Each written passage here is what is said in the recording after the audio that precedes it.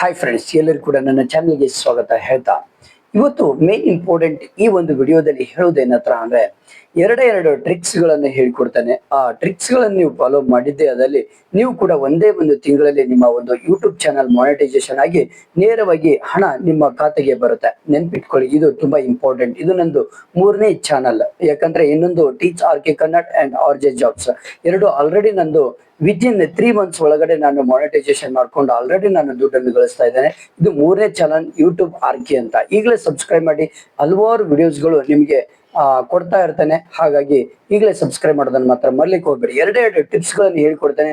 ದಯವಿಟ್ಟು ಇದನ್ನು ಕೊನೆವರೆಗೂ ನೋಡೋದನ್ನ ಮರ್ಲಿಕ್ಕೆ ಹೋಗ್ಬೇಡಿ.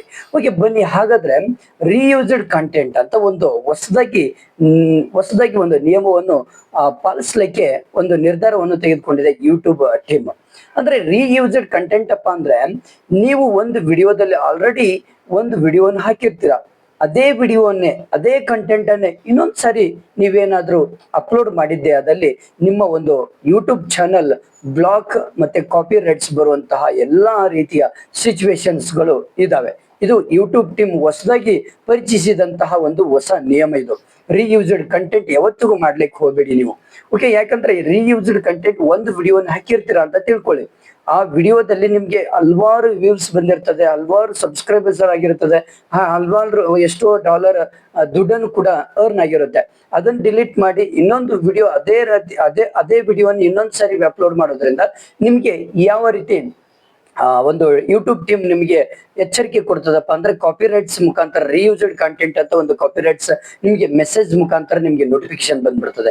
ಹಾಗಾಗಿ ನಿಮ್ಗೆ ತುಂಬಾ ಪ್ರಾಬ್ಲಮ್ ಆಗುತ್ತೆ, ನಿಮ್ಮ ಯೂಟ್ಯೂಬ್ ಚಾನಲ್ ಬ್ಲಾಕ್ ಆಗುವಂತ ಸಂಭವ ಇರುತ್ತೆ. ಹಾಗಾಗಿ ಇದನ್ನ ಯಾವತ್ತಿಗೂ ಮಾಡ್ಲಿಕ್ಕೆ ಹೋಗ್ಬೇಡಿ. ಒಂದ್ ಕಂಟೆಂಟ್, ಒಂದ್ ವಿಡಿಯೋವನ್ನು, ಒಂದು ಟೈಟಲ್ ಅನ್ನು ಯಾವತ್ತು ಒಂದೇ ಸಾರಿ ನೀವು ಏನ್ ಮಾಡಿ ಯೂಸ್ ಮಾಡ್ಕೊಂಡು ಅಪ್ಲೋಡ್ ಮಾಡಿ. ಓಕೆ, ಮತ್ತೆ ಪುನಃ ಅದೇ ಒಂದು ಕಂಟೆಂಟ್ ಅನ್ನ, ಅದೇ ವಿಡಿಯೋವನ್ನು ಇನ್ನೊಮ್ಮೆ ಅಪ್ಲೋಡ್ ಮಾಡ್ಲಿಕ್ಕೆ ಹೋಗ್ಬೇಡಿ. ಓಕೆ, ಇನ್ನೊಂದು ಹೇಳ್ತೇನೆ ನಿಮ್ಗೆ, ನಿಮ್ದು ವಿಡಿಯೋ, ನಿಮ್ಮ ಒಂದು ಯೂಟ್ಯೂಬ್ ಚಾನಲ್ ಬೇಗ ಗ್ರೋ ಆಗ್ಬೇಕು, ಬೇಗ ಮಾನಿಟೈಸೇಷನ್ ಆಗ್ಬೇಕು, ಬೇಗ ಹಣ ಅರ್ನ್ ಮಾಡ್ಕೊಳ್ಬೇಕು ಅಂದ್ರೆ ನೀವು ಹೇಗೆ ದಿನಕ್ಕೆ ಪ್ರತಿ ದಿನನೂ ಒಂದೊಂದು ಲಾಂಗ್ ವಿಡಿಯೋನು ಹಾಕ್ಲಿಕ್ಕೆ ನೀವು ಆರಂಭ ಮಾಡ್ಕೊಳ್ಳಿ.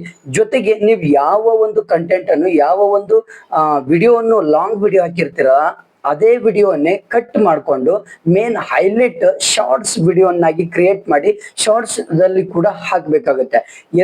ಒಂದು ಲಾಂಗ್ ವಿಡಿಯೋ, ಇನ್ನೊಂದು ಶಾರ್ಟ್ಸ್ ವಿಡಿಯೋ, ಎರಡನ್ನು ಕೂಡ ಎರಡು ಕೆಟಗರಿಯಲ್ಲಿ ಹಾಕೋದ್ರಿಂದ ನಿಮ್ಮ ಒಂದು ಯೂಟ್ಯೂಬ್ ಚಾನಲ್ ಏನಾಗ್ತದೆ, ಬೇಗ ಗ್ರೋ ಆಗ್ತದೆ. ಯಾಕಂದ್ರೆ ಈ ಒಂದು ವ್ಯೂವರ್ಸ್ ಶಾರ್ಟ್ಸ್ ವಿಡಿಯೋಸ್ ಗಳನ್ನು ಜಾಸ್ತಿ ನೋಡುವುದರಿಂದ ನಿಮ್ಮ ಒಂದು ಸಬ್ಸ್ಕ್ರೈಬರ್ಸ್ ಜಾಸ್ತಿ ಆಗುವಂತ ಸಂಭವ ಜಾಸ್ತಿ ಇರುತ್ತೆ.